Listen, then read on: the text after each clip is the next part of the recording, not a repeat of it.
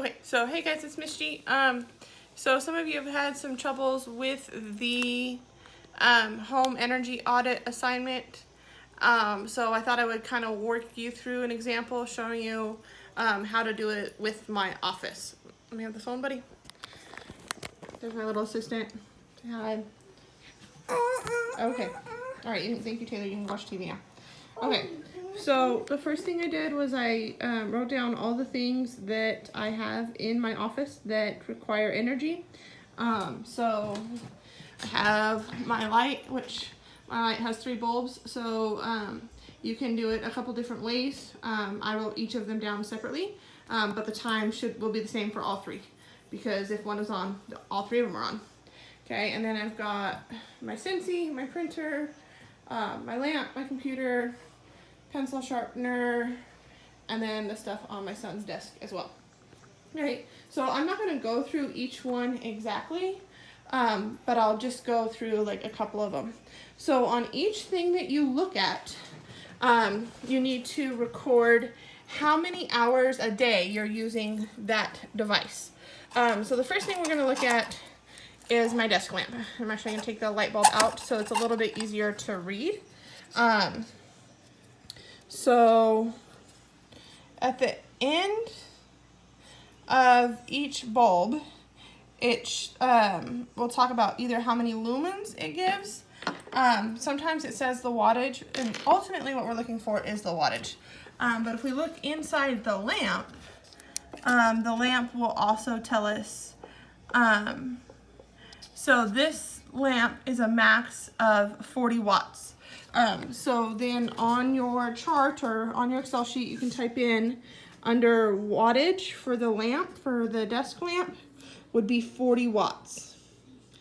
Okay. And then, so for some things it's straightforward. You're looking for that thing that says watts. For something like my laptop that has a charger, you have to actually look at the charger itself. So if we're looking here, let me find it. Oh, this is little. It's in here.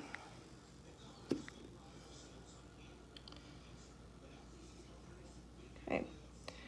So on each thing, it's gonna list somewhere. Let me see if I can get it to focus.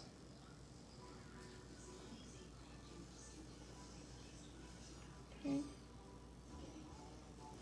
Come on, focus for me.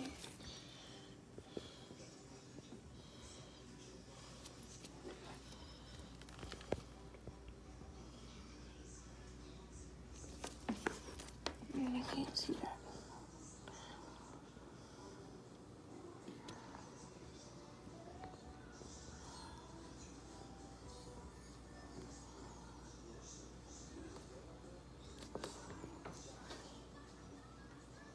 Sorry, this is really little and I'm having a hard time seeing it.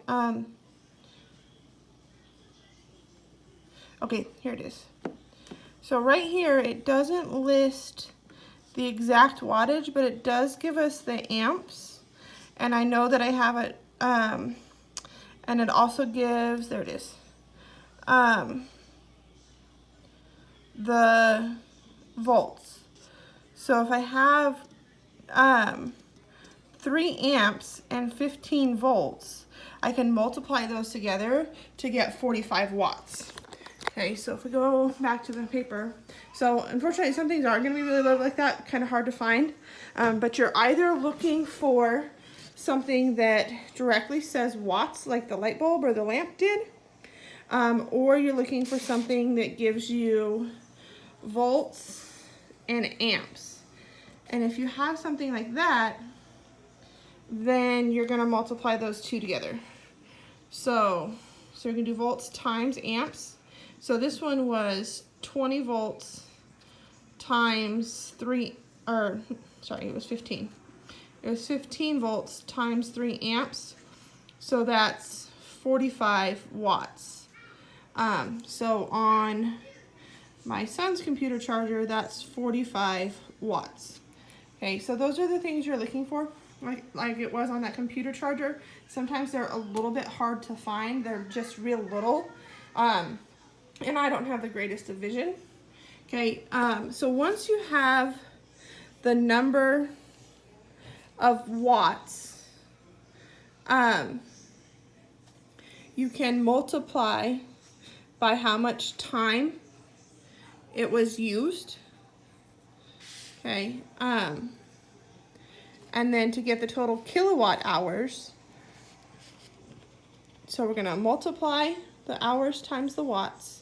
Sometimes for the watts, that's volts times amps.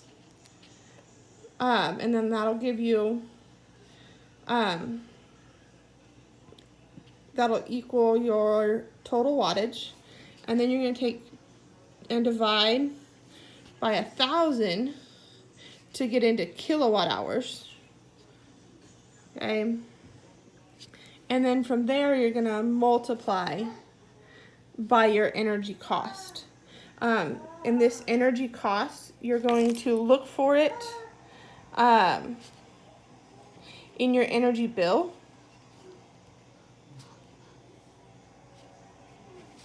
And it'll tell you how much you pay per kilowatt hour. If you don't have an electric bill handy or whatever, you can use 15 cents or 0.15. In addition to that, you can also go to powertochoose.org.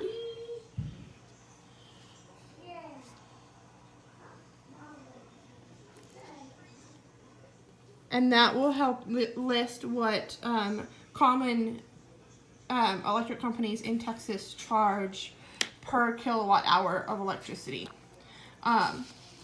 So again, the steps are to record your time for every day and add up your total of hours, and then go to your appliance and find the wattage.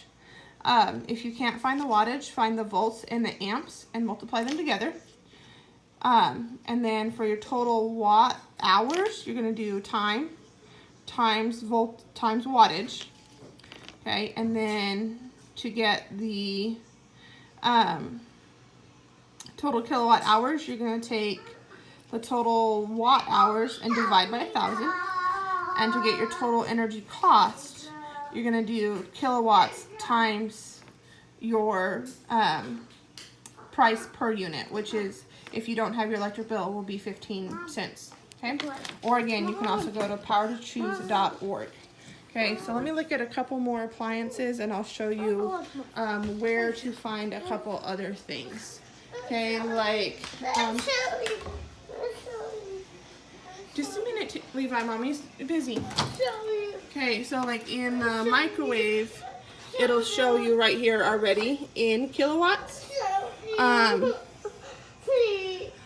But ignore my dirty dishes on the stove. I haven't done dishes yet tonight. In the refrigerator, you have to look and find the voltage and the current. Okay, so hope that helps, guys. If you have any more questions, let me know.